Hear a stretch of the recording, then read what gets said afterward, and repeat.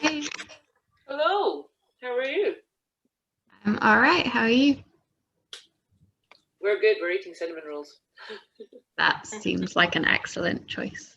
Yeah, it tastes like an excellent choice. Hi, Clara. Hi everybody. Oh, Nice to meet you all. Welcome. hey Andrea, how's it going? Very well. Actually, went to the theater today. Not really, like online Zoom, but like a friend and me decided to dress up a little bit as if we were going to the theater, and it was really nice. Like it was about relationships and opening up relationships and like the tension and yeah. And it was very funny as well. Like, yeah, really enjoyed it. Definitely think it's worth like getting dressed up to do stuff, even if you're still just in the house. I feel like I'm not following my own advice on that at the moment, but I definitely should because I just feel like I've lived in leggings for about 2 months. And maybe at some point I should put some clothes on that aren't leggings.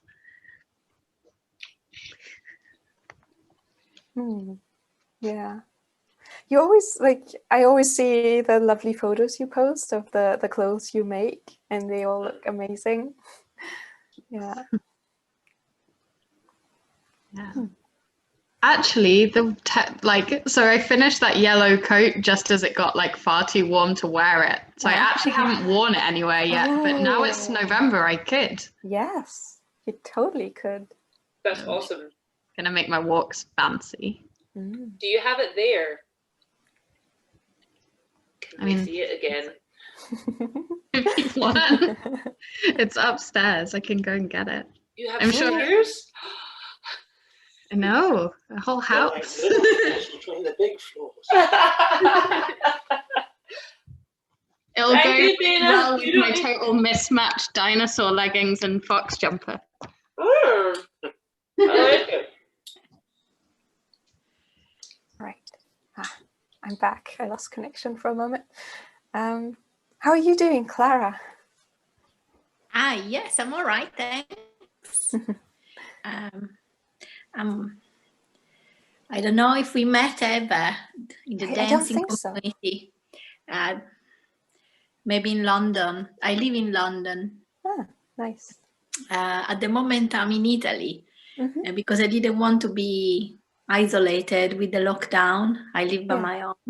Yeah. So because my mom also, she lives by herself. So I decided to come to Italy and I'm glad I did. So at least we are not, two parrots in different countries. Yes. Where in Italy are you?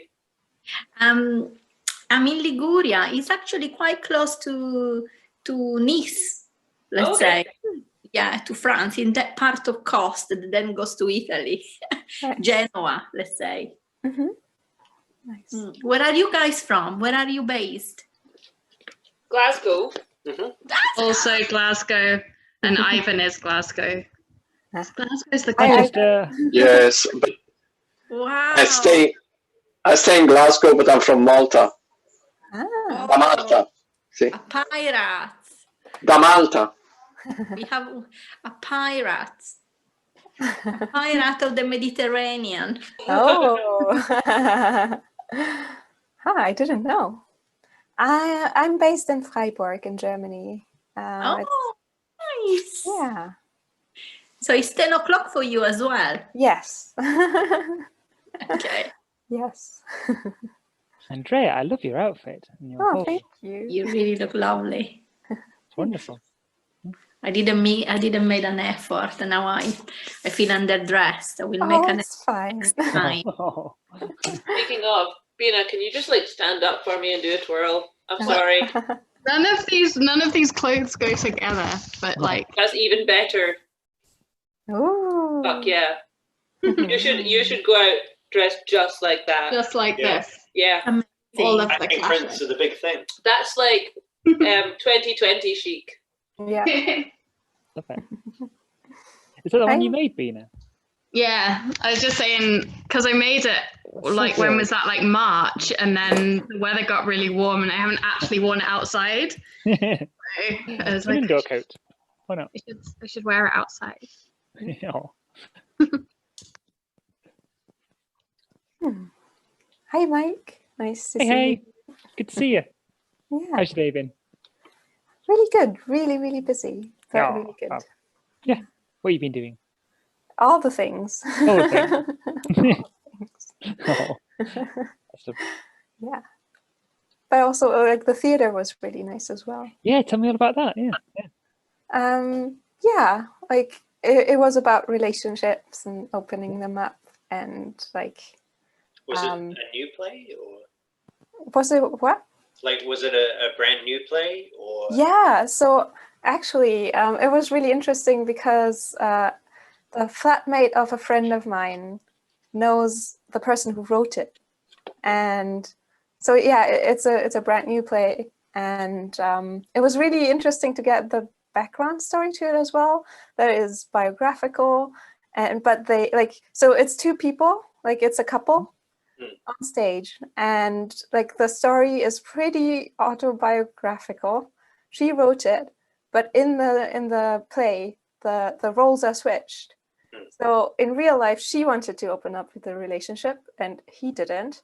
In the play, he plays the one who wanted to open it up, and she doesn't want to. And that's really interesting.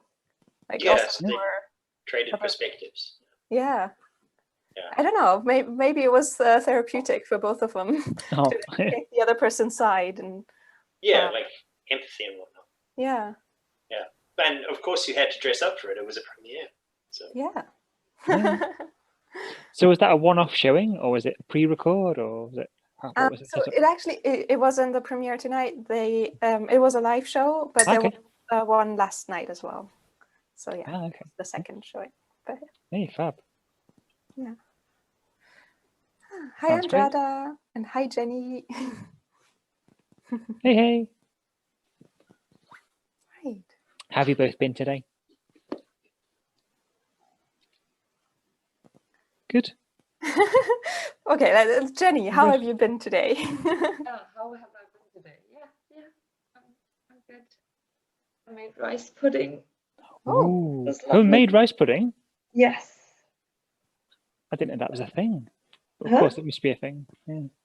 Yeah, I made apple compote last weekend, and I was like, I need something to go with that, so I made rice pudding today and had it together, and it was perfect.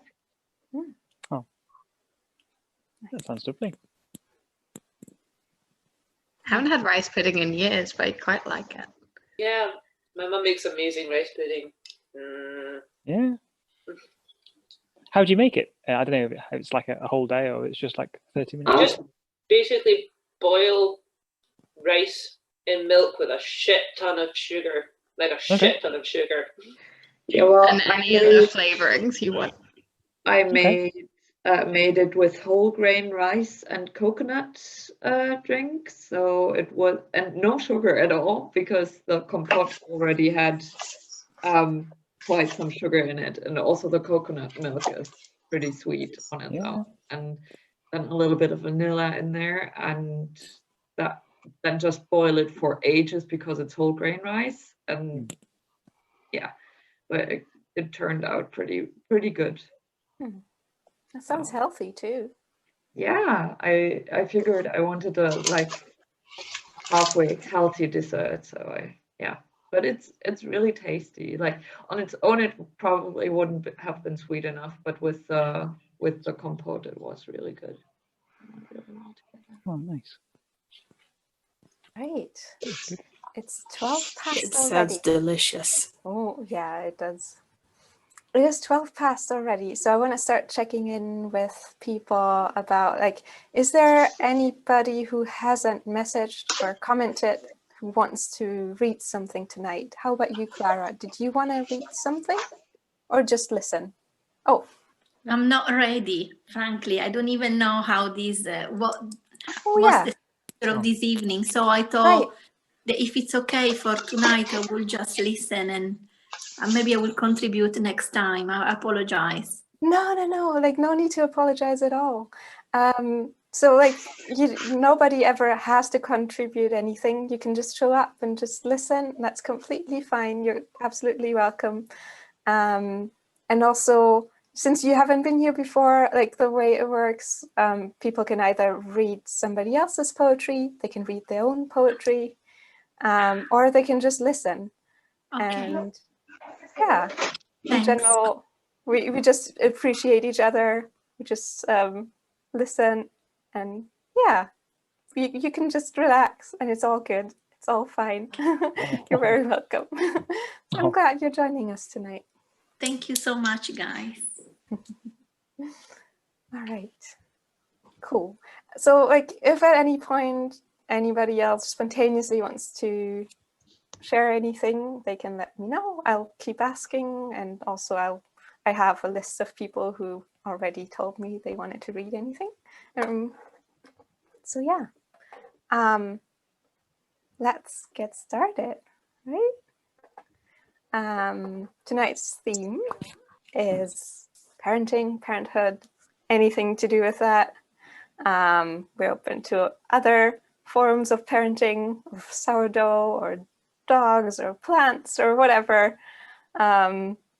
Yeah, living being, or maybe not even living being, you feel like caring towards.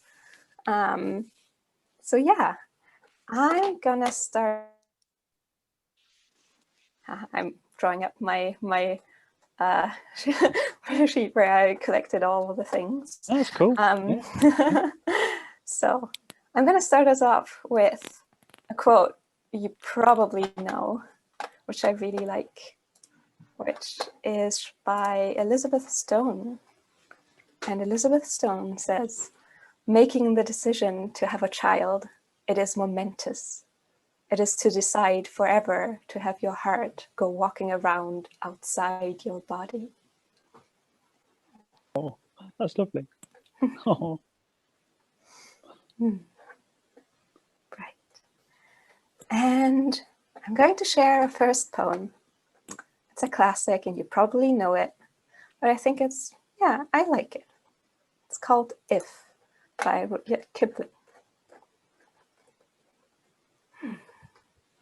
If you can keep your head when all about you are losing theirs and blaming it on you, if you can trust yourself when all men doubt you, but make allowance for their doubting too, if you can wait and not be tired by waiting, or being lied about, don't deal in lies, or being hated, don't give way to hating, and yet don't look too good, nor talk too wise.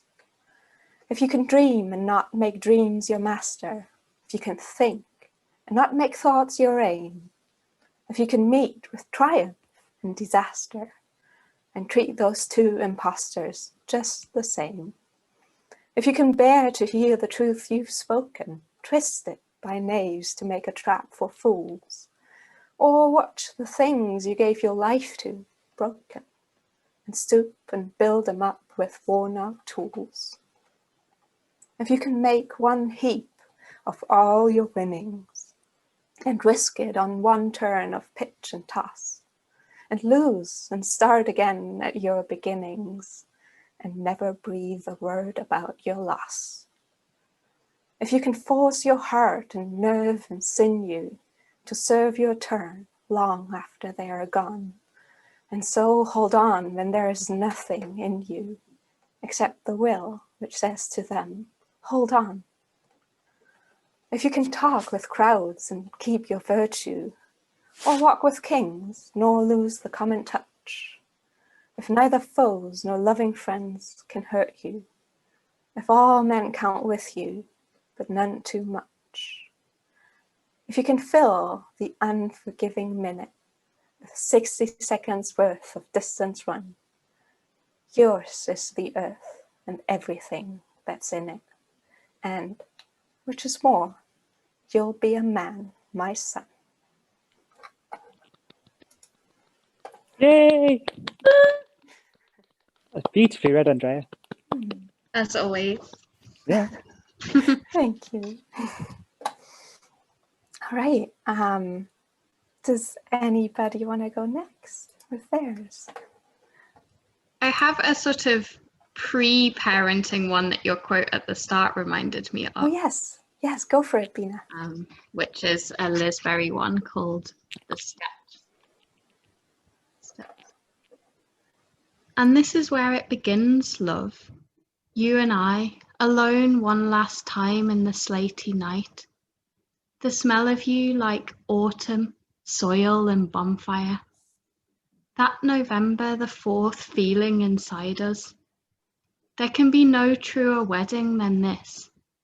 Your bare hand in mine, my body winded with pain as you lead me to the car, to the soon life. And we are frightened, so frightened. Who will we be when we come back? Will we remember ourselves?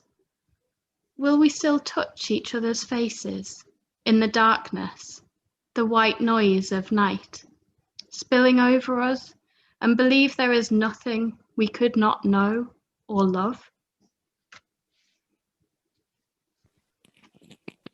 Aww. Thank you. Oh.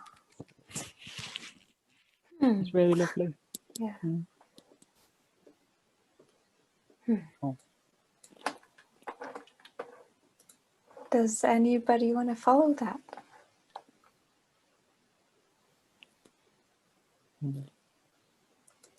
I could do, maybe. I'm not sure. So I've got a few. One is about notes to a future child, I suppose. Then I've got one which is someone, I guess, struggling with parenthood, then coming back to why they liked parenthood. So kind of different stages of parenthood. So I'm not sure if you want to do little people first and then bigger people, or Sure, let's do that. Start with the little people. Okay.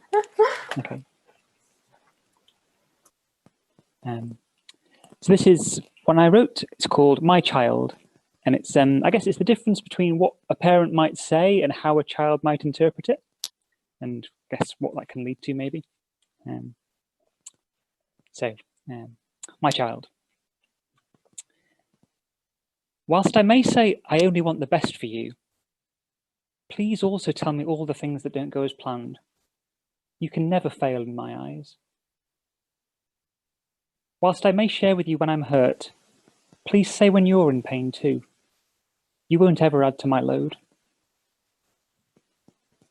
Whenever I add, I just want you to be happy. I know this means different things to us. So let's always share with each other all our moments of joy. Your happiness will always increase mine.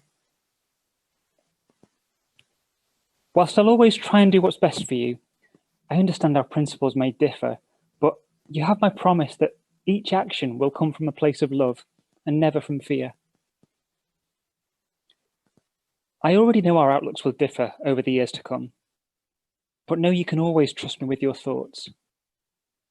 I will never judge or jump to conclusions. I will never question more than you want me to. And I will cradle each of your newborn feelings with the same tenderness I cradled you with all those years ago.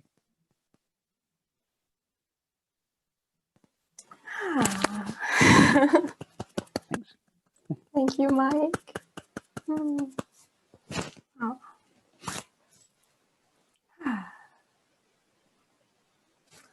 All right. Tara, are you there? And would you feel ready to read your Father in the Kitchen poem?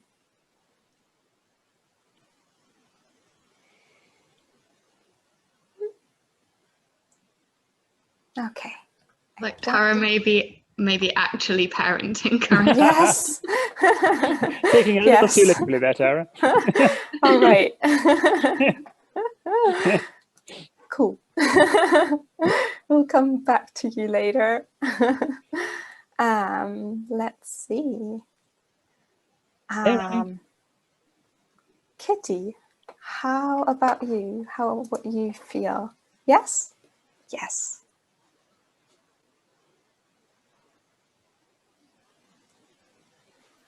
Hello, I'm here. Yes. Rory would like to do one later as well. Yeah, but like only later if there's Yes. Okay. So this is a bit of a longer one, and it's not about kids. So this is Pigeon Manifesto. The revolution will not begin in your backyard because you do not have a backyard. What you have is a back door that shits you directly onto the streets of your city. What you have is a back staircase of wood that resembles splintered matchsticks.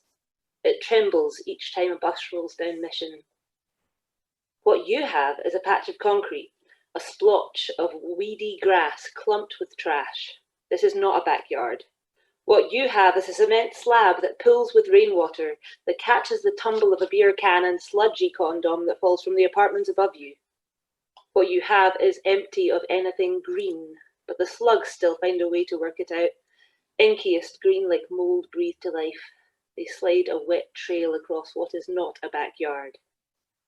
Maybe you have never had, will never have a backyard, but you still could have slugs, and always you will have the pigeons. The revolution will begin at your curb, in the shallow pool of shade that is your gutter. The revolution will begin with the pigeon bobbing hungry in the street.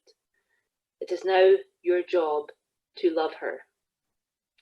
It is now your job to not avert your eyes from her feet, your job to seek out and find the one pigeon foot that is blobbed in a chemical melt, a pink-orange glob, a wad of bubblegum. The pigeon splashed in a pool of chemicals laid out to kill it, because so many of the people hate pigeons. This is now why you must love them. We must love the nature that does not make it on the Discovery Channel, on Animal Planet. We must love the nature that crawls up to our doorstep like spare changers and scares us with the thickness of its feathers, its mutant feet, and orange eyes. Someone could have made dinner with the rice on the corner, but instead they sprinkled it on the curb with the hope that hungry pigeons would eat it, and that the grain would expand in their stomachs, tearing them open, felling them in the street, plump and feathered and dead in the gutter. I think perhaps this does not even work, because I watch the pigeons peck at the rice and fly off on grey wings. I hardly ever see them dead, in spite of how many people try to kill them. Pigeons are doves. They are rock doves, and I wonder if we began to call them that, if people would hesitate to hate them, as doves have the history as messengers of peace. It is true that in my neighbourhood nobody hates the mourning doves, dusky and elegant with wings that squeak as if they flap on rusty hinges. They roost on the wires like little Audrey Hepburns, while the pigeons stroll the ground, tough and fat. Some of them look like they should be smoking cigarettes. They look poor and banged up, like they could kick the mourning doves' asses, but are wise to the divide and conquer tactics we use on one another. So they coo wearily at the mourning doves and waddle forth in search of scavenged delights. What you may not know is when you call a pigeon a rat with wings, you have given it a compliment. The only thing a rat lacks is a pair of wings to lift it, so you have named the pigeon perfectly. When you say to me, I hate pigeons, I want to ask you, who else do you hate? It makes me suspicious. I once met a girl who was so proud to have hit such a bird on her bicycle, I swear I thought that it was me she hit. I felt her handlebars in my stomach, and now it is your job to feel it also. The pigeons are birds. They are doves. They are the nature of the city, and the one who no one loves. When people say they hate pigeons, I want to ask them if they hate themselves too. Does it prick the well of your loathing? Do they make you feel dirty and ashamed? Are you embarrassed about how little or how much you have, for how you've had to hustle? Being dirty is not a problem for the pigeon. You can ask it, how did you feel about having the city coating your feathers, having the streets gunked up in the crease of your eye? And the pigeon would say, not a problem. You will now stop blaming the pigeon. It is not the pigeon's fault. The pigeon was once a dove, and then we built our filthy empire up around it, came to hate it for simply thriving in the midst of our decay. came to hate it for not dying. The pigeon is your ally. They are chameleons, grey as the concrete they troll for scraps. At night they huddle and sing like cats. Their necks are glistening, iridescent as an oil-slick rainbow. They mate for life, and they fly. That's fantastic. Did you write that, Kitty? Good. Also, shout out to Ivan, who has an actual Yes. That happened. This was not me. This was written by a person called Michelle T. Okay. That was fucking wonderful. Yeah. Thank you. Yeah. Where did you find that? Somebody linked me to it in a comment section somewhere.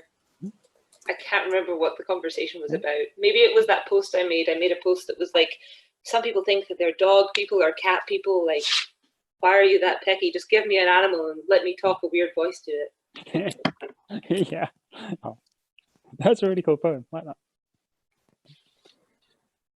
You're saying give me an animal and let me talk in a weird voice to it made me think of, I saw a video recently of a baby opening a box of a puppy and the baby talks to the puppy in like a baby voice. Oh.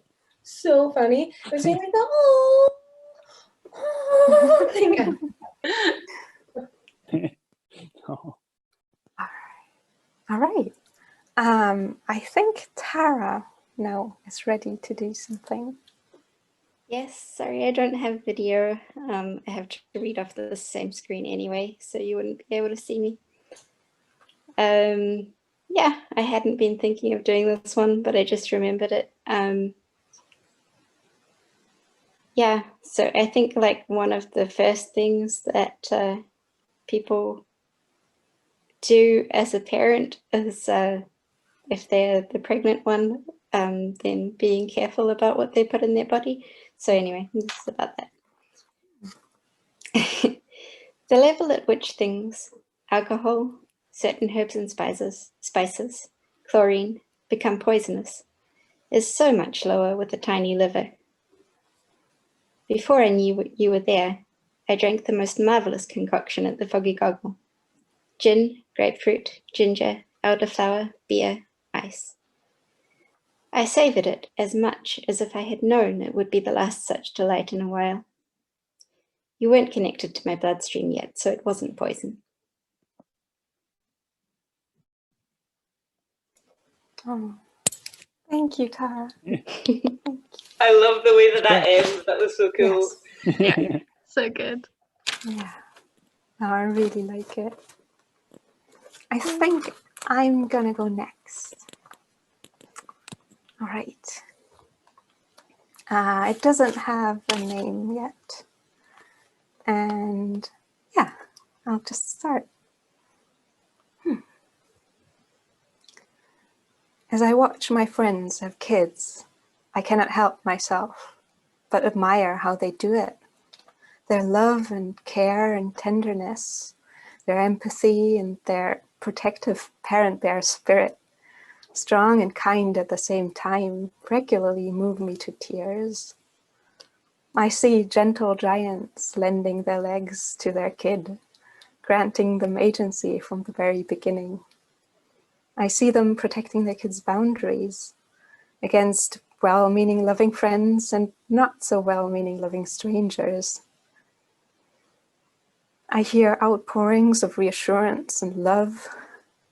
All the, I got you, I'm here with you, I'll hold you, I love yous, I so dearly missed in my childhood. It simultaneously breaks my heart wide open, letting cracks appear all over the surface and deep inside.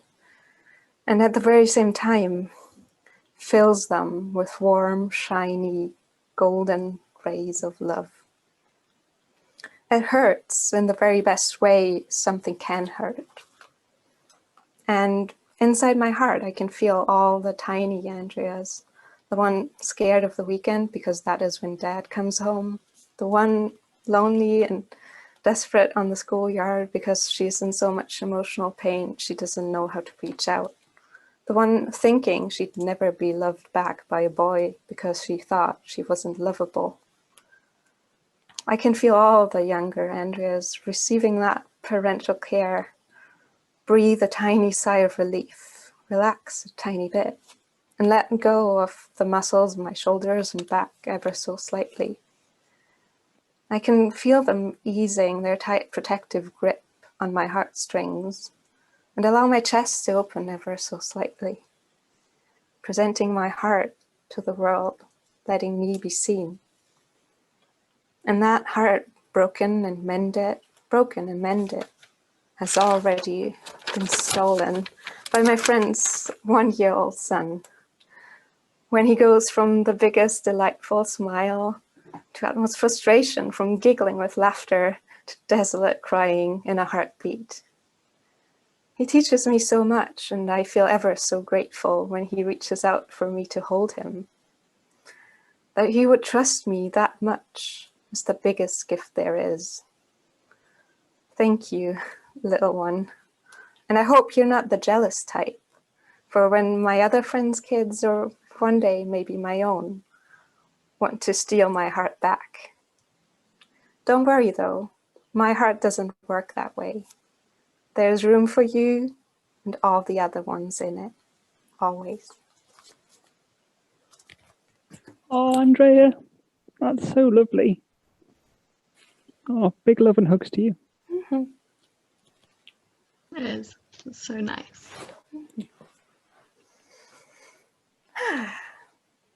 Anybody want to follow that? We've got a kindly dad Liz Berry one if we want a nice thing. Yes. So it's written for her dad. It's called The Sea of Talk. That last summer, before school robbed language from my mouth and parcelled it up in endless ladybird books, you made me a boat of words and pushed us off from the jetty into the sea of talk. You let the waves navigate as my fingers stroked shoals of nouns in the chatter, goosegog, peony, verbs slithering, electric as eels in the seagrass. All August we sailed, the vast shadows of stories trawling below us. How the lights was out the night you was born, the secret in the marl pit up Batman's hill. Then further out, deeper, those first vowels we'd spoken, flimsy and shape-shifting as jellyfish in the dark. You let me swim in the shallows until the moon drew the murmuring tides to her breast. Then you made a net of your arms and hauled me in, kissed your thumb to my small mouth, my ears, whispered, Bab, little wench, thou forget this place, its babble never caught by ink or book, for on land school is singing its siren song, and oysters clem their lips upon pearls in the muck. That was gorgeous. Thank you. I might read it again at language poetry time because it's like, it's just so good. Thank you. So Tara wanted to go next. Oh yeah, sure. Just because mine's also a dead one. Yeah, I don't like it as much as I remembered. And then that one was so good, but never mind. Oh, right. What? Oh, No, I mean, okay. if you don't want to, No, that's fine. I will. I want to do it. It's just like, such a good poem. Do I need to go after that? No, it's good. Yeah, so this poem usually comes as a pair of poems. I'll do the first one and then I'll see what I think. I will tell you how this poem was prompted. So this was ages ago when I was like 20 or something and doing a poetry course. And we had this assignment where we had to have a female relative and a kitchen and something green and something dead. And I just wasn't really keen on the female relative kitchen thing. So I did put female relatives in there, but it's called My Father in His Kitchen, and it's about my dad. And it's all imaginary because I have never been to my father's kitchen. My Father in His Kitchen. How well I know the soul, he thinks. And it is true.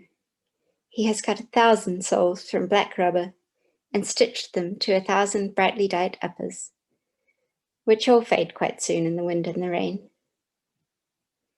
Ilona comes out into the green carpeted kitchen where the birds are singing and the tall gum trees creak.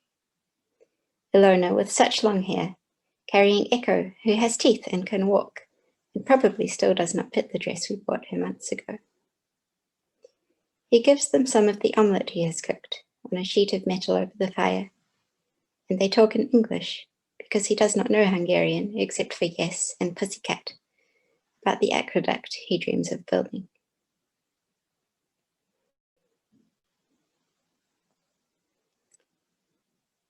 And the other one is just like a machine translated version of it.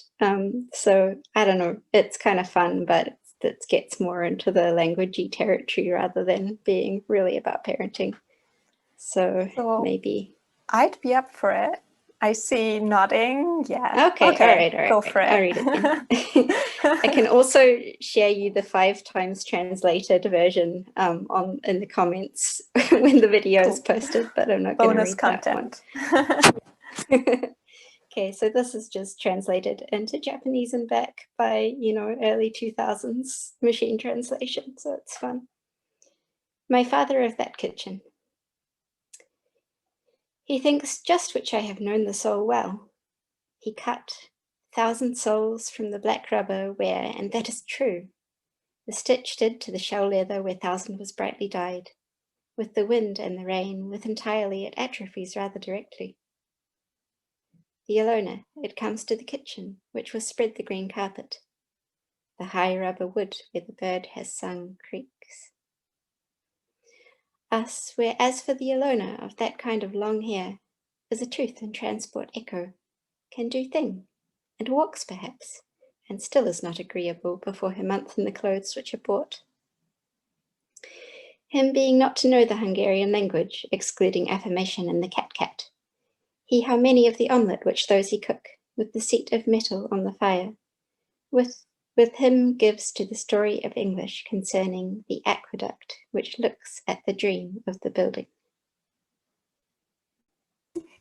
I love the cat. Yeah, that was some T.S. Eliot shit. Yeah, machine translation in the early 2000s produced really great poetry. It's gotten better since, so it's not quite as good for poetry. I feel like Japanese is a good one to translate it into and back again, because it like Japanese to English. I think between European languages, machine translations got pretty smart. But like Japanese, it has by now, yeah. But back in 2003, it was still. But it's still Japanese still doesn't function at all. Cool. Sometime I'll hopefully share with you my translations of Twinkle Twinkle Little Star. They're amazing. Yes, please. Yeah. If we have an appropriate theme one day. Like parenting? No. Language could just maybe manage. All right. Mike, how would you feel about doing another one of yours? Yes. Yep. So this isn't by me this time. This is one by Judith Slater, and it's called Family Vacation. 4 weeks in, quarrelling and far from home, we came to the loneliest place. A Western Railroad town, you remember? I left you at the campsite with the greasy pans and told our children not to follow me. The dying light had made me desperate. I broke into a hobbled run, across tracks, past warehouses, with sun-blank windows, to where the playground shone in the wooded clearing. Then I was swinging, out over the treetops. I saw myself never going back. Yet whatever breathed in that mute woods was not another life. The sun sank, I let the swing die, my toes scuffed earth, and I was rocked into remembrance of the girl who had dreamed of the life I had. Through night, dark at the root, I returned to it.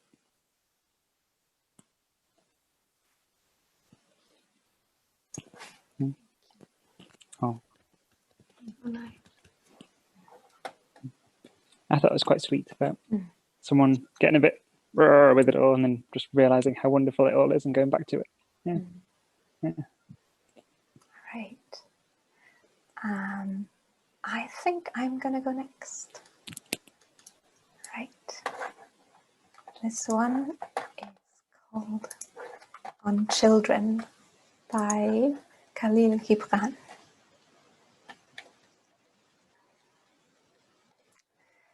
Your children are not your children. They are the sons and daughters of life's longing for itself. They come through you, but not from you.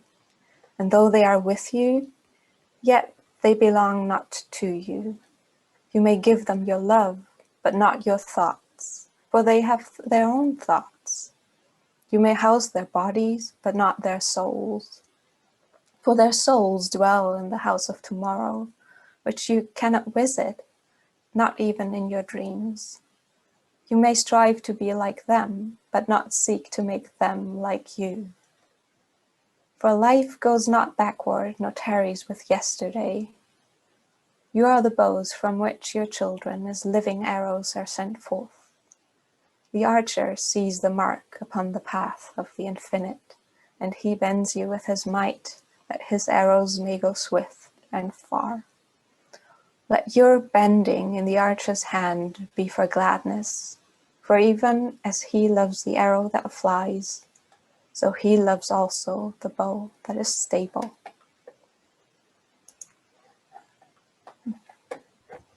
I love that so much. Yeah. All right. Are you feeling up to reading one of yours next? Yeah, I could do one of mine next. I could read one that you folks have heard before, possibly. That was one I wrote for my mom, or I have one that I wrote for my sister that's kind of a work in progress, so I will let you folks pick. All right, maybe people can do one for the mum one and a two for the sister one? Yeah. Both? Yeah. Yeah, let's have both. And you get to decide which one you want to do first. I'll do the sister one first. Cool. See what I'm more comfortable with for later.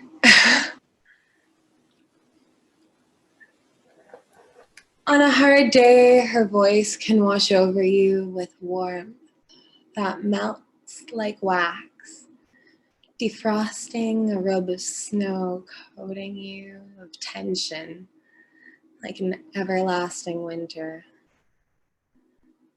She reaches with her heartstrings, twisting tendrils of vine and burst towards your own, waiting as a hand to hold, or a guide towards the next right thing.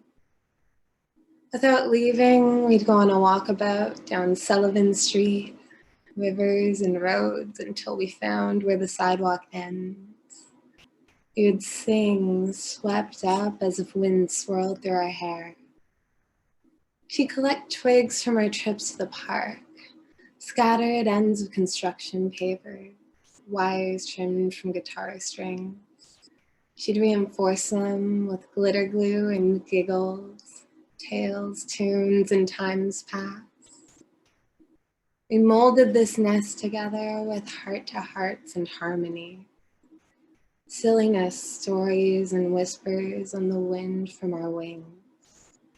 And the softness of the clouds with her is where I found mine. And when I needed some grounding, we'd curl up in our nest. And there we'd always find truth through our bird song.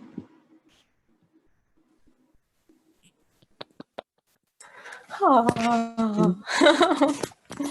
Aww. I love the tales, tunes, and times past. That's lovely. Yeah. Her birthday is next week. Ah, is that going to be her birthday present? Yeah. That's lovely. Ordered something, and then it probably wasn't going to arrive on time, and I'd wanted to write her a poem, and I was like, well, fuck, this is good motivation as any for Christmas. Oh, thank you. Such a sweet idea. Mm-hmm. Do you want a break, or do you want to go with the other one right now?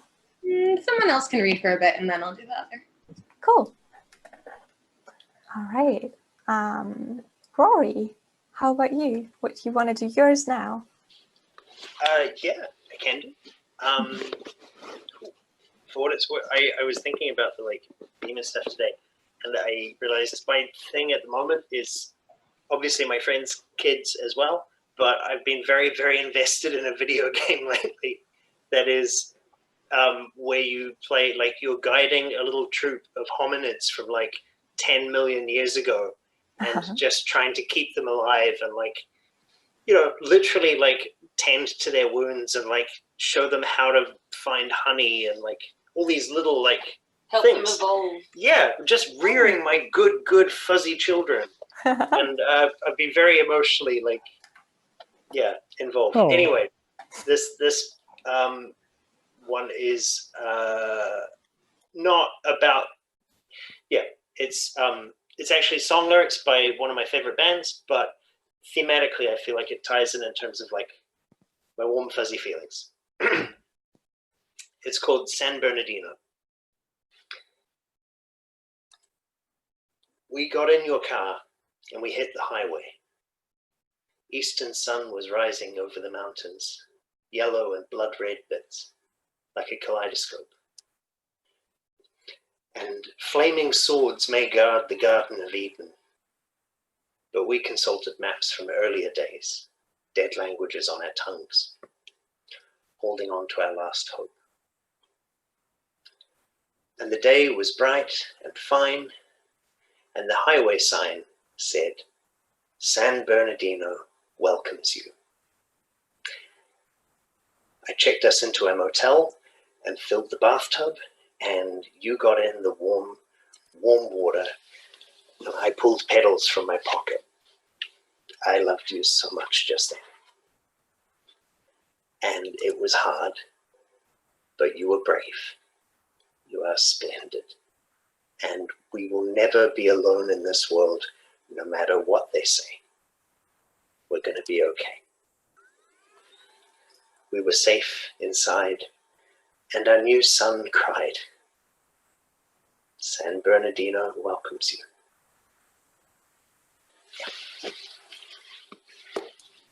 Ah, my heart. Oh, that was really sweet. Thank you. Oh, thank you.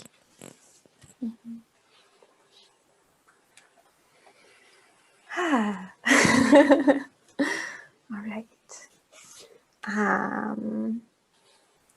I think I'm going to share two by Rupi Kaur. Bina probably knows them all by heart. And they also have pictures that I'm going to show you after.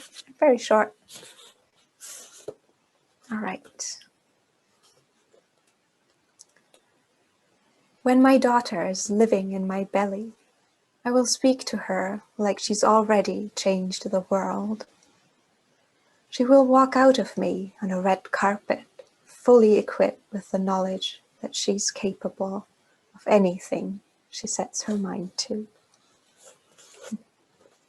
So that one has this joy. Oh. A literal red carpet. Mm-hmm. Yes. Yes. All right. And this one is very, very short. Upon my birth, my mother said, "There is God in you. Can you feel her dancing?"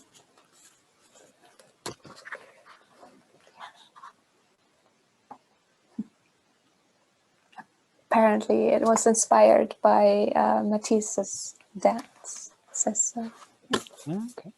Yeah. All right. How would you feel about going with the second one? Yeah. Cool. They were really lovely, Andrea. I love getting to see the art too.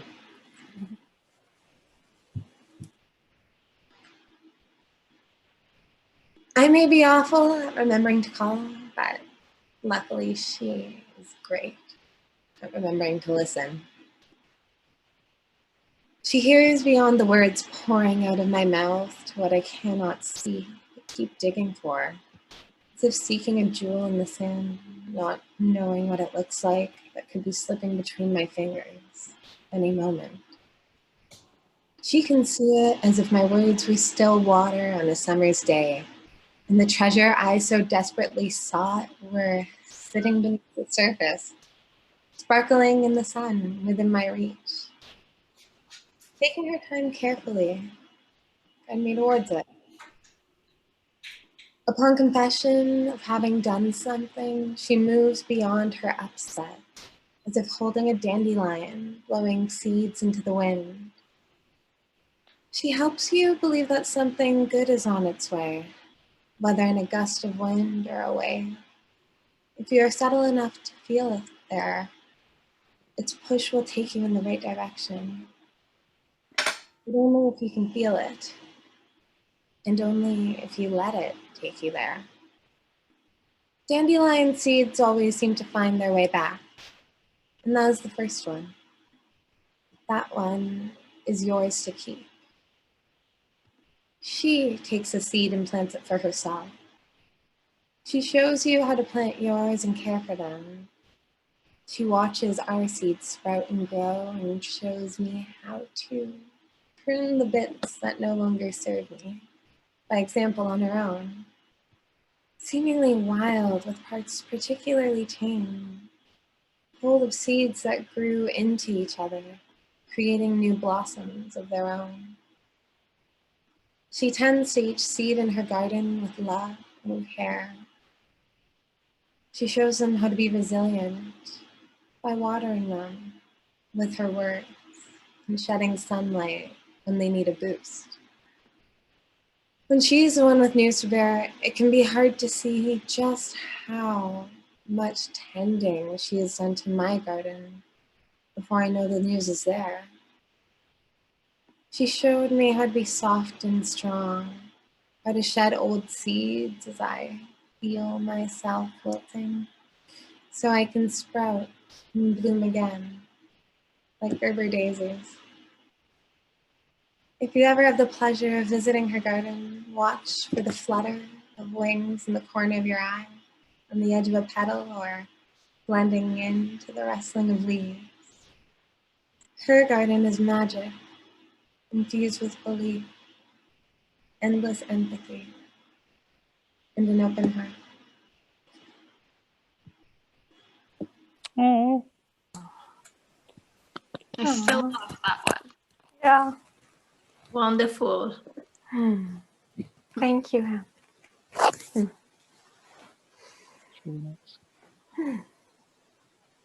I have a Marge Piercy one about getting seedlings in the mail. So it's plant related, but not. Yes. Kitty, do you have that one? No, I have a different Marge Piercy one.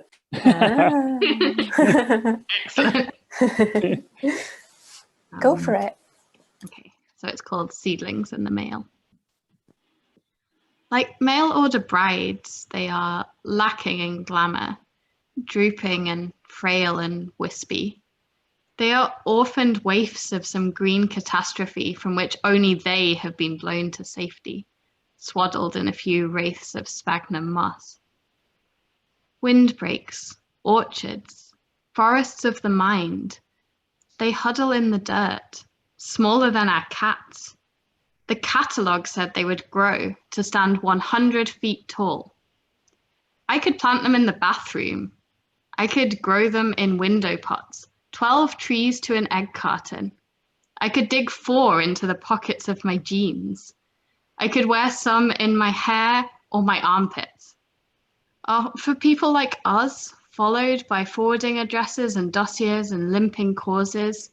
It takes a crazy, despairing faith, full of teeth as a jack-o'-lantern, to plant pine and fir and beech for somebody else's grandchildren, if there are any. Oh.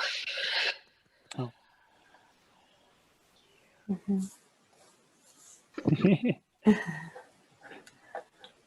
All right.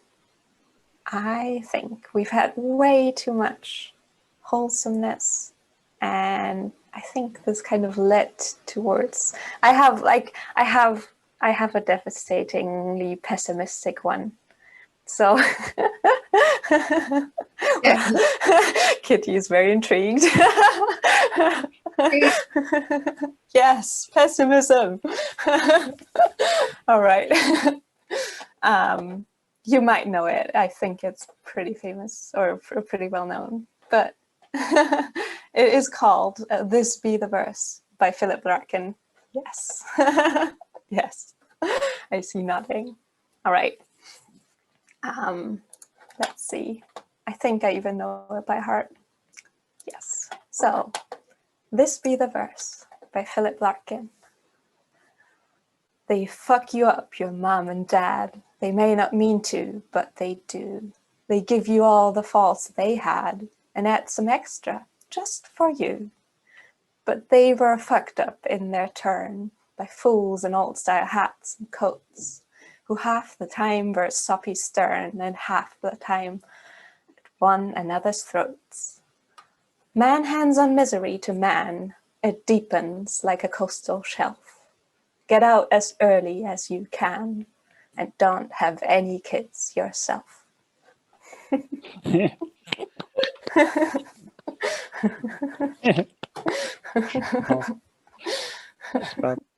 I found that one earlier. I love it. It's fantastic. I found that one earlier and thought, I really do hope someone says this, but I don't think I could pull it off. I thoroughly agree with like the whole of it.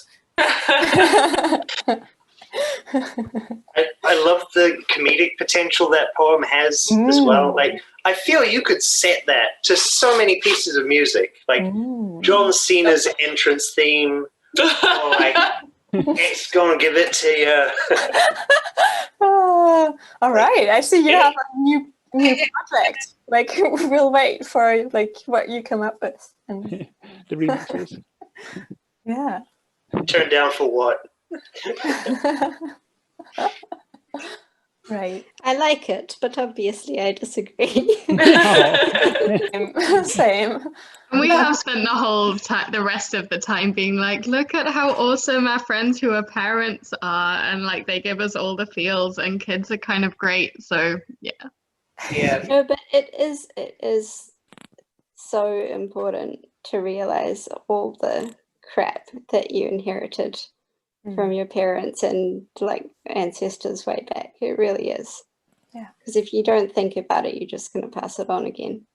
Like, I think it's one of the number one bits of work as a parent is to deal with that and not pass it on. Hey Tara, it sounds like you're a really great parent. Good work. Right? I'm trying. She's only 19 months old, so That's a lot of months. It is a lot of months. It is actually. Less than 9 months you spent growing her. Yeah, right, exactly. She's really 28 months old.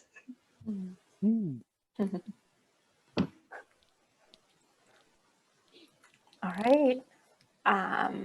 Does anybody? Yes. Yes. Yes. Can I do another Marge Piercy? Yes. Cool. This is Your Cats Are Your Children. Certain friends come in. They say, your cats are your children. They smile from a great height on down. Clouds roll in around their hair. I have real children, they mean. Well, you have imitation. My cats are not my children. I gave Morgane away yesterday to a little boy she liked. I'm not saving to send them to Hartford. When they stay out overnight, I don't call the police. I like the way they don't talk. the way they do, eyes shining or narrowed, tails bannering, paws kneading, cats with private lives and passions sharp as their claws, hunters, lovers, great sulkers. No, my children are my friends, my lover, my dependents on whom I depend, those few for whom I will rise in the night to give comfort, massage, medicine, whose calls I always take. My children are my books that I gestate for years, a slow-witted elephant, eternally pregnant, books that I sit on for eras like the great auk of on a vast marble egg. I raise them with loving care. I groom and educate them. I chastise, reward, and adore. I exercise them, lean and fatten them up. I roll them around my mind all night and fuss over them in the mornings. Then they march off into the world, to be misunderstood, mistreated, stolen, to be loved for the wrong reasons, to be fondled, beaten, lost. Now and then I get a postcard from Topeka, Kansas, doing just fine. People take them in and devour them. People marry them for love. People write me letters and tell me how they are my children too. I have children whose languages rattle dumbly in my ears like gravel. Children born of the wind that blows through me from the graves of the poor and the brave who struggled all their short, throttled lives to free people, whose faces they could not imagine. Such are the children of my words.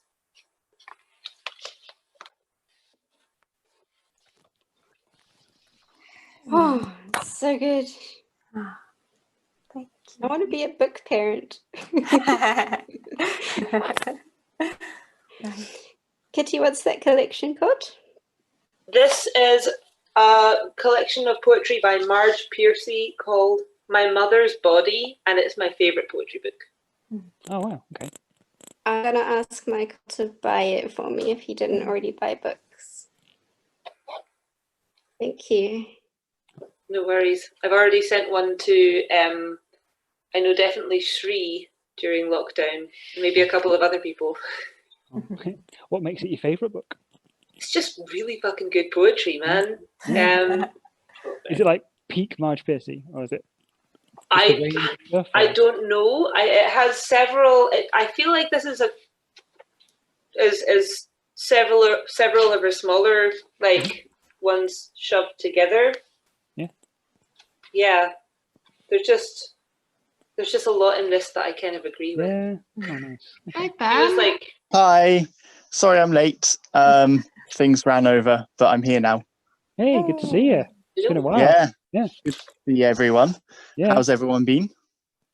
Good. We're still discussing how much we love Marge Piercy, which I feel is probably a conversation we were having last time you were around. It's just been non-stop. How long has this conversation been going on for? Just a theme of 2020. Everyone yeah, loves 6 months or so. Amazing. All right. Love the cover too. I just looked it up like. Ooh. And hey to Malcolm as well. Yeah. Hello, Malcolm. All right. I still have some people on my list. So Tara still has the haiku. Mike, you still have like a super, super wholesome one. And Ben, you have like an uplifting... wholesome. Wholesome. Okay. Right. Tara, do you think your haiku would fit now?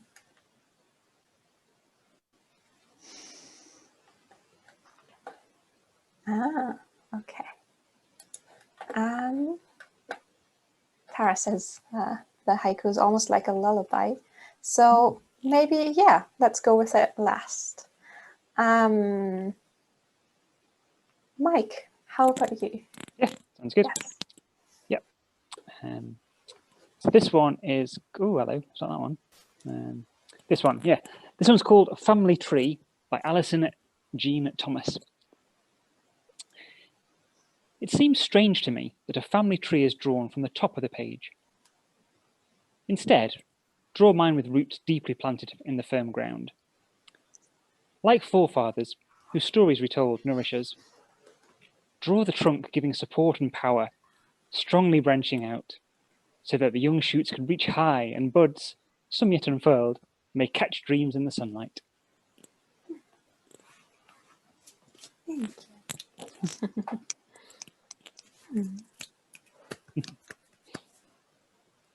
All right. Ben, would you like to go next? Yeah, absolutely. This is, I don't really write much poetry. I'm not very good at it, apart from the times when suddenly it just seems to come to me almost fully formed. This is the fourth such poem that has ever happened like that, and it came about after I saw the theme for Poetry Saturday. And I don't normally come along on Saturdays. I haven't come to Storytime for a while, so I was quite surprised that a poem came to me, and I felt like I wanted to share it. So this poem is just called Family, and it goes thusly.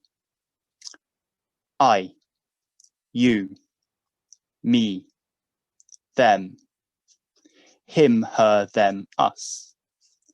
The different, the difficult, the loved, the hated, the overrated and tolerated, the excluded, the lost, the forgotten past or gone, the overlooked, the underseen, the downtrodden or woe-begotten, those present, chosen or wanted, those missed, tears or grief, the old, the new, the rediscovered and blue, the black, the white, and the rainbow-coloured ones too. No one, but everyone makes my family true. Thank you. Oh, that was awesome, Ben. Yeah. Thanks. Also, I feel so honored that you're sharing it with us. Like, if you don't write that often, and yeah, thank you. Feels very special. You're welcome. Thanks for letting me share it. I thought it was a fun one to write. Thank you. So, is there anybody else, like last chance, basically? Because after that, I think, like, I'm through, like, if I'm not forgetting anyone, like, I've been through all the people who submitted stuff to me. There's still Tara, but Tara's going last. I still have, like, a quote, but yeah, so if you feel inspired to share something, now is your chance. Otherwise, we'll wrap things up. I Ooh. have like, I wrote a poem for one of my partners. It's not family related, but it's like something I wrote actually last week when everyone was sharing it. I was like able to get the passion to write it out. So could I read that? Would that be all right? Yes, yes, I'd love to hear it. Okay. All right. I haven't named it, and I've only read it aloud to myself. So thank you. All right. So sorry. Make sure I'm doing the right one. Your heart is so sweet, for your care is hard to beat. Planted as a seed, with patience pulling weeds, giving space to sprout, even filled with doubt. Watering as it calls, whispering as the leaves fall. Loving and so kind, providing such nourishment for the mind. For the bud to bloom, you've given that room. As your care blossoms, so beautiful and awesome. For what you grant, the garden you grant, so nurtured each plant. That's the poem. Oh. Thank you. Oh, and it does fit the theme. Yeah, it does. Like nurturing and stuff. Yeah, totally.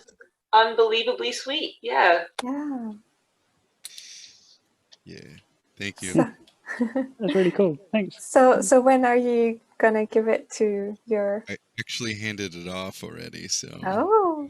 it was for her birthday. So Yeah. good stuff. Yeah, she said she really liked it, but I hadn't read it aloud to her or otherwise. So yeah, thank you, everyone. Well, thank you for sharing. Thank you. Yeah.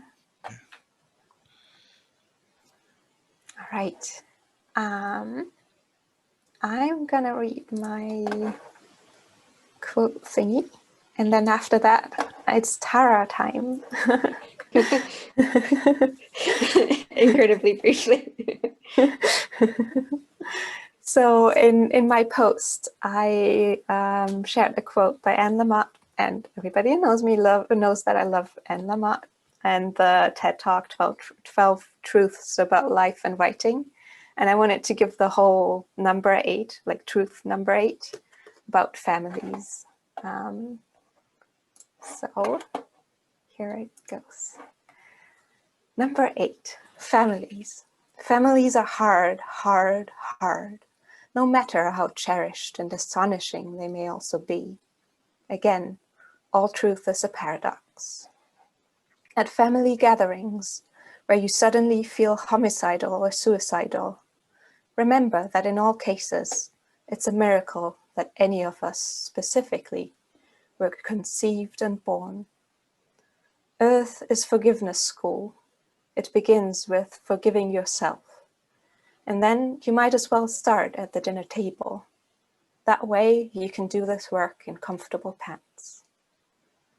When William Blake said that we are here to learn to endure the beams of love, he knew that your family would be an intimate part of this, even as you want to run screaming for your cute little life. But I promise you're up to it. You can do it, Cinderella. You can do it, and you will be amazed.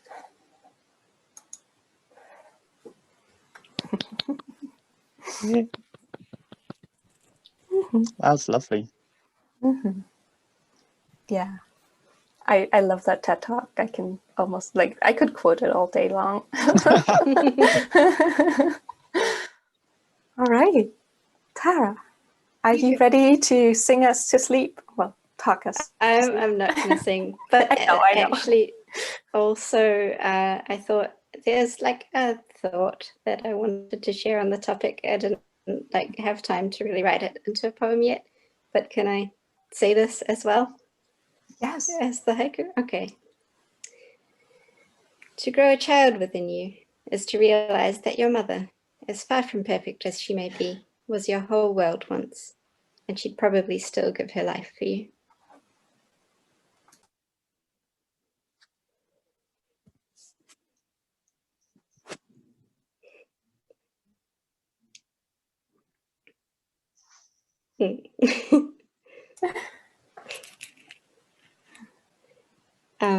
Yeah, haiku time.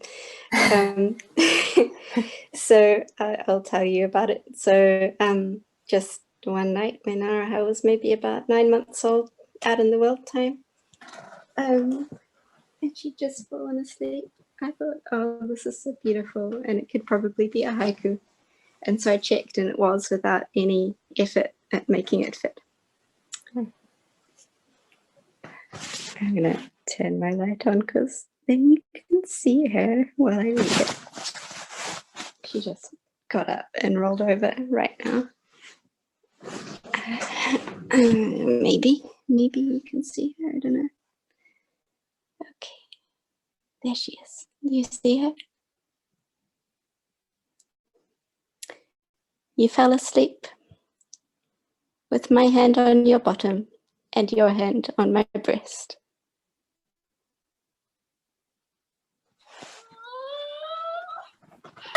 Oh. It's very cute.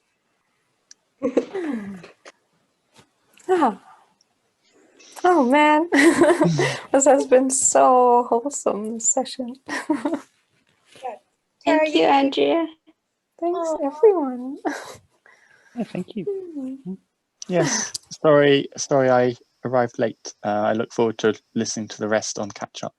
So. Yeah. Was someone just saying something to me just before? I was.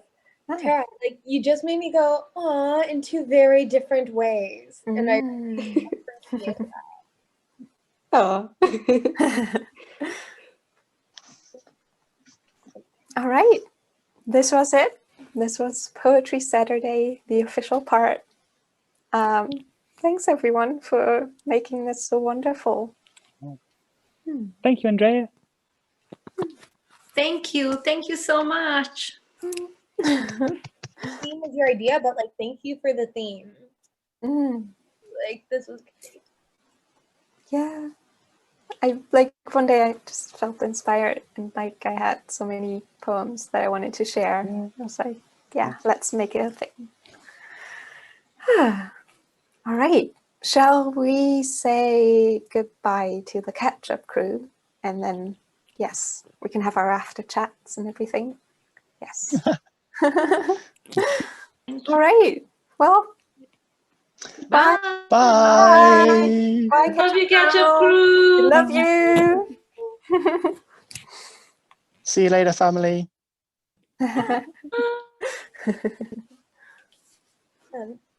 I'm gonna go help Alex put away some groceries because he just got home, and I may or may not come back later. So love you guys. Okay. Yeah, it's nice seeing you, Em. Briefly. Good luck hiding away groceries. Words. Yes, and I'll send you the TED Talk. I saw your message, but like typing and talking isn't. Yeah. Yes. For sure. Good to see I will you. see folks in a bit, or I won't. Bye. Have a good day. Bye. Bye. I wanted to know more about Japanese translations of songs. Have you got any good ones? Anyone? But just like when we were talking about auto-translate. Yeah. Are there any ones that work really well, kind of going back into? I don't know. I just mean memorized? like linguistically, it's really difficult to translate between the two things because like lots of things that exist in English as like grammatical things a computer can read don't exist in Japanese. Like singular and plural is often like the same and stuff like that. So it just makes it, and sometimes it's difficult for the computer to know what the subject and the object of a sentence is. Okay. Which makes, if you translate one way and then back again, it just makes it hard. Like in a way that it's not if languages share more of those characteristics. In terms of Chinese rather than Japanese, I've heard that there's a lot of problems with philosophers, old Chinese philosophers would say all the sayings that are written down from them aren't necessarily as clear-cut the meaning for similar reasons, which I found fascinating when I was learning about, I can't remember which philosopher, but it was really interesting to realize that, oh yeah, what we think we know is so based in our language and modern day language and interpretations and translations. So that's. There was a video on YouTube that Kitty and I was watching a little while back on Philosophy Tube, where like his was just like beginner baby's introduction to Confucius, but yeah, like where he was like, it's really hard to read this because like the pictogram for computer translates literally to like lightning brain box or something. Like yeah, it just doesn't. I actually think it was the Philosophy Tube Confucius thing that I was learning that from. So yeah, exactly the same.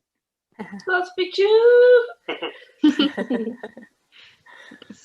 Talking of translations, Ben, nice to meet you, by the way. Nice to meet you, Jenny. Your poem made me think of a very famous German poem, and I just found an English translation of it. Oh, you guys like to hear it? I'd love to hear it. Bonus poetry time. Yeah, it's not family related, so I didn't want to do it in the official part, but it like the beginning of your poem made me think of this very much. I'd love to hear it. It's called Tu Anna Blume. In German, it would be called An Anna Blume. So Anna Flower, to Anna Flower. How fitting. You, oh you, beloved of my 27 senses, I love ya. You, thine, thou, yours, I, you, me, us. This, incidentally, does not belong here. Who are you, countless woman? You are you? People say you are, let them say it. They don't know where the steeple is. You wear a hat on your feet and stand on your hands, and on your hands you walk. Hello, your red clothes sawed into white pleats. Red, I love you. Red, I love Anna Blume. Red, I love you. You, thine, you, thou, yours, I, do, you, me, us. That incidentally belongs in the cold embers. Red flower, red Anna Blume. What are people saying? Prize question. Anna Blume has a bird. 2. Anna Blume is red. 3. What color is the bird? Blue is the color of your yellow hair. Red is the cooing of your green bird. You plain girl in an everyday dress, you dear green animal, I love you. You, thine, thou, yours, I, you, me, us. That incidentally belongs in the amber box. Anna Blume, Anna, A-N-N-A. I am dripping your name. Your name drips like soft fluid. Do you know, Anna? Do you know yet?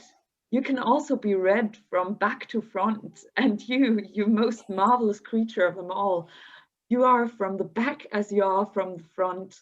A-N-N-A. Suet drips caress my back. Anna Blume, you droppy animal, I love you. I didn't mention it was Dadaistic. The poem is delightful, but it also sounds exactly like what Kitty would say if they were blackout drunk and I was trying to get them ready for bed.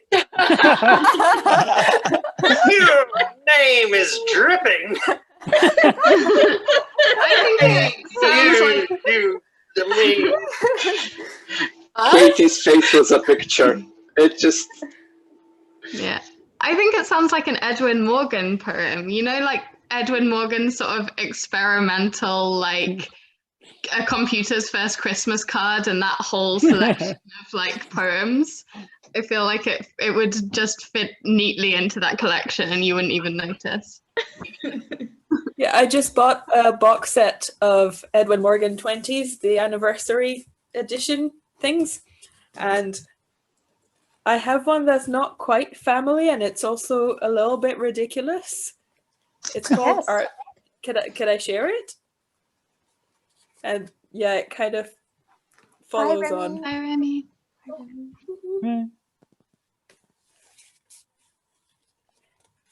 Is it supposed to be still recording, by the way?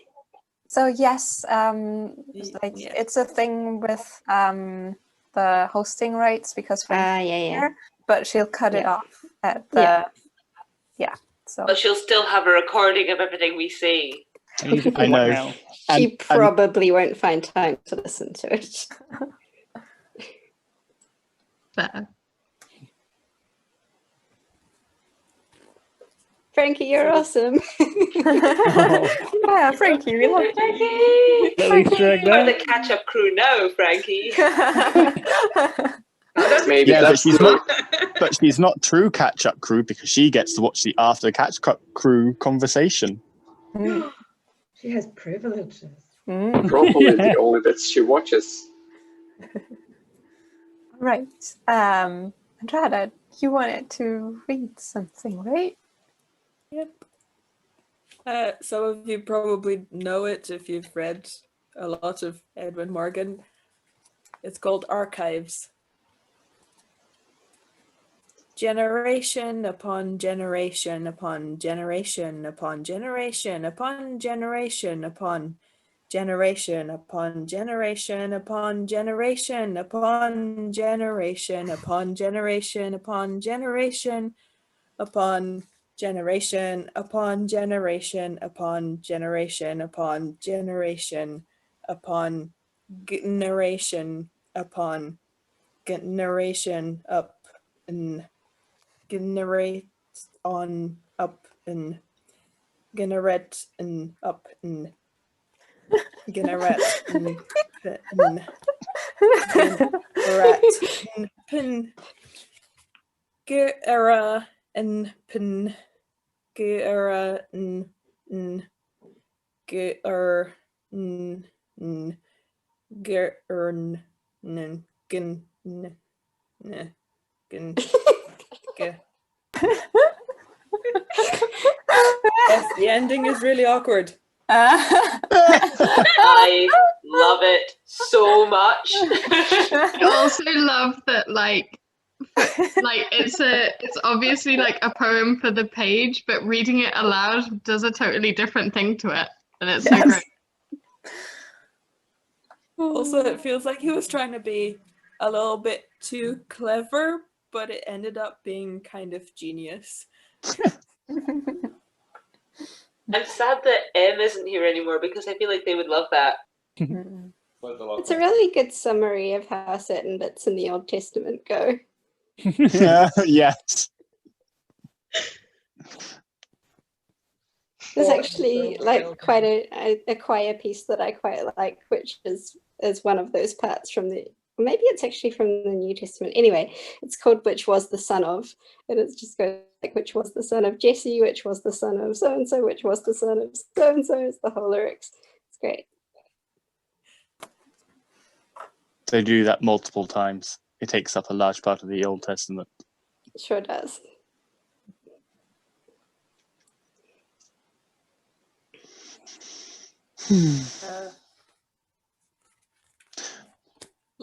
Lots of them from this one are freaking great for the wordcraft theme. Okay. When's that coming up? In some weeks. Okay.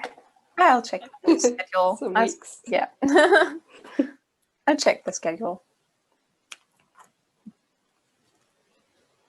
Might be able to make it more often now because we live right next to a park and we just take her out to the park multiple times a day and she runs around, so she sleeps really well. Oh. Yes. Yeah, it's like she's finally getting to be a proper toddler, living the toddler life. We're so happy. Oh. How old is she? She's 19 months today. Oh, wow. Yeah, I told someone she was 18 months and then I got home and I was like, no, it's the 7th. She's 19 months. Yay. Yeah. And she's big, and so I don't get automatically given preference in the supermarket queue anymore, which is annoying. It's supposed to be up until she's 2 years old. But also just people around here are much less nice about it than they were when we lived before. Like there are special checkout lanes where you do get preferential queue skipping for certain things, but where we lived until Sunday, they didn't do, like, if they saw that you had a baby or you look pregnant, which is a bit iffy because, you know, some people look pregnant according to some people and aren't. But anyway, they'll just like let you go past in every single checkout, but not here. I didn't realize it was like that. I tried to like get ahead in a queue and someone was just like, there's a queue. Yeah. Oh, right. I can only go to that one. Okay. Does that mean people in your area are also rude enough that they park in the family parking spaces? I wouldn't have a clue because I don't have a car. Okay. How's the new house? Near the beach, right? Yeah. So we even got to the beach once so far. Like we thought we'd try to go every day, but yeah, moving is tiring and it is nearly half an hour's walk. So it's full of boxes. We don't have furniture other than our bed, really. So it's not like we're not properly living in it yet. The plumbing is really dodgy, but hopefully that's getting sorted out. And it turns out we can't run the heater and the oven at the same time. Oh. The fuse goes. So the owner seems nice though. She generally seems to try to get onto things when I tell her there's a problem. And she said that she agreed with her brother, who also owns it, that they'll give us a discount on the next rent because of all the problems. So Are they probably going gonna to be fix okay. them as well? What's that? Are they going to Oh yeah, of fix course. the issues Yeah. as well? Okay. Yeah, a plumber came today and fixed the sink pipe, and he's coming tomorrow to fix the bathroom stuff. Hopefully he's good. He fixed the boiler on the first day, and that seems to have worked. But yeah, there's been a lot of water everywhere. But hopefully getting sorted. Yeah, it should be good once you've got furniture and had something to unpack into. Yeah. But yeah, the park is the big thing. Like, Araha's just so happy. She just wakes up in the morning, she says, "Park with children, park with ducks," and goes and like gets her shoes on and throws our shoes at us. And yeah.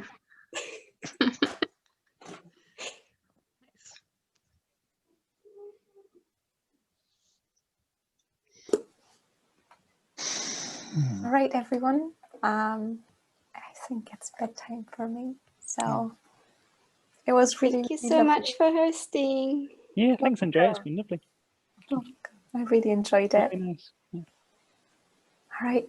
Take care, everyone. Good night. Have a lovely night. Good night. Sleep well. Thanks.